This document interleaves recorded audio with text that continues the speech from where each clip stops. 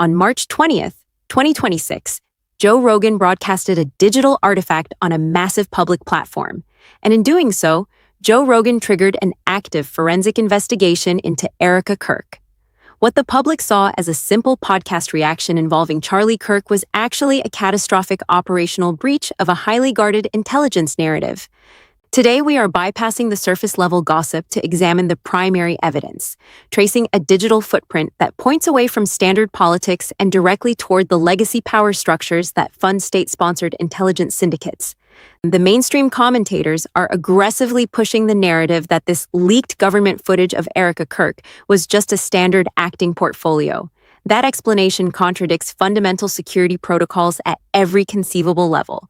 Government-produced films detailing infrastructure vulnerabilities, solar grid failures, and cyber warfare are not open casting calls for reality television contestants.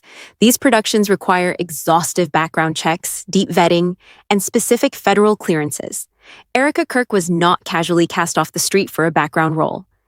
This was a simulated stress test, recorded under the direct jurisdiction of federal defense contractors. When we stack the digital evidence chronologically, a terrifying pattern emerges. The file metadata reveals a glaring discrepancy that the establishment media absolutely refuses to acknowledge. This video was not sitting in an old acting agency folder.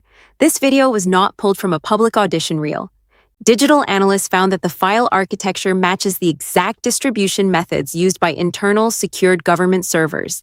The footage was exported from a secure node just weeks before it was conveniently leaked to the public. Someone inside the intelligence community deliberately pulled this file. Someone handed it to the media. This was a targeted warning shot. It suggests an active shadow conflict where competing factions use conservative media as a proxy battlefield to send operational signals. We must examine the aggressive silence from the Erika Kirk camp regarding the exact origins of this tape. In forensic investigations, we weaponize absence as evidence. We look closely at what did not happen. If this was a harmless acting gig, there would be a standard public relations response. There would be audition paperwork. There would be behind-the-scenes photographs. There would be casual interviews explaining the role, no public denials, no portfolio links, no behind-the-scenes photos, no casual explanations. When standard procedures are completely ignored across the board, that absence is not a mistake.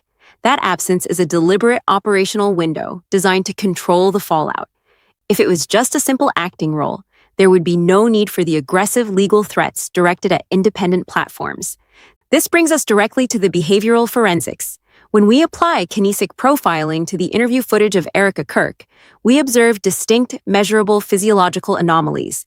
Under bright studio lighting, facing hostile questions, the baseline responses and blink rate of Erika Kirk drop significantly below the standard human average under cognitive load. This is not a natural biological reaction. This is a recognized physiological response in individuals who have undergone intensive stress inoculation. Look closely at the public appearances. Watch the physical dynamics when Charlie Kirk is speaking. Erika Kirk does not scan the crowd. Erika Kirk does not engage with the audience. Erika Kirk locks her gaze entirely on the facial microexpressions of Charlie Kirk. Forensic behavioral experts recognize the specific physical posture immediately. It mirrors an operator actively maintaining proximity control over a primary subject.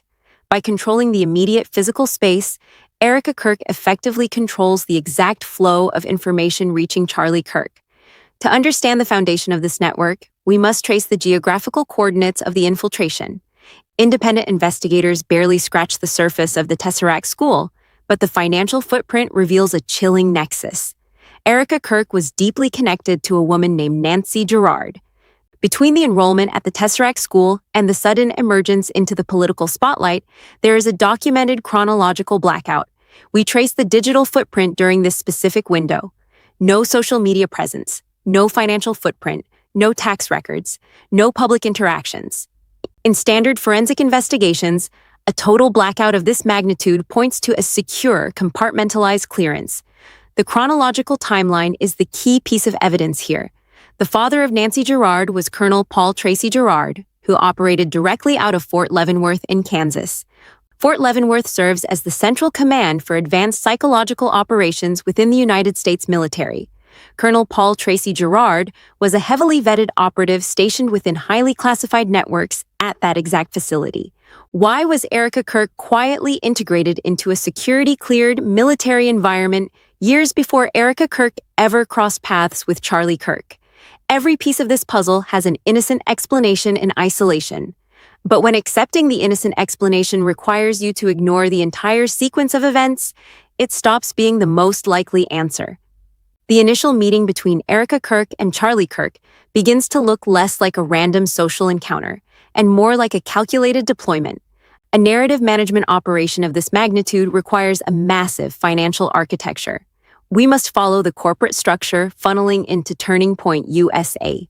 Financial investigators have tracked millions of dollars, moving systematically through anonymous Delaware shell companies.